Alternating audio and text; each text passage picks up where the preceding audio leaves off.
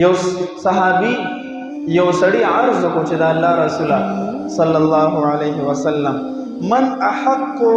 بحسن صحابتي زما د زیات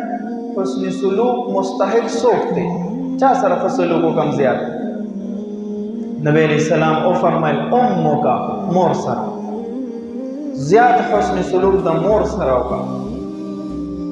بیا عرض وکړو ثم من د مور نه پس زیات حسن سلوک چا سره وکړم بیا نبی علیہ السلام فرمایل امک خپل والدې سره بیا صحابي تاسو کې ثم من د دې نه پس د چا سره زیات حسن سلوک وکړم بیا نبی علیہ السلام فرمایل امک فسلورم ځل چې تاسو کو ثم من د دې نه پس فسلورم ځل نبی علیہ السلام او فرمایل ابوک خپل والد سره درې پر تذکرہ د والدې او شو یو پر تذکرہ د والد او شو اصل وجه دا ده چې والده او مور پدریو مقاماتو کې پدریو زینو کې د خپل والد نن په قربانۍ کې یو درې قدمه مخکې ده ماشوم په خېټه باندې عموما 9 میاشتې پورې نو دا تکلیف صرف مور برداشت کوي د دې تکلیف نه پلار بالکل آزاد دی په خېټه باندې دا تکلیف تیرول دا چې پچا راشي د هغې نه د دې اندازې تپوس وکړه 9 میاشتې عموما کم بیش دا تکلیف مور برداشت کوي پلار نه بیا چې کله ماشوم پیدا کېږي د ولادت وخت راشي نو دغه وخت چې ښځې ته کم تکلیف وي دغه تکلیف نه پلار بری دی دغه تکلیف هم پلار نه برداشت کوي مور برداشت کوي دریم تکلیف د بچی د ولادت نه پس 2 کاله پورې د ماشوم حق ته چې ولته پی ورکې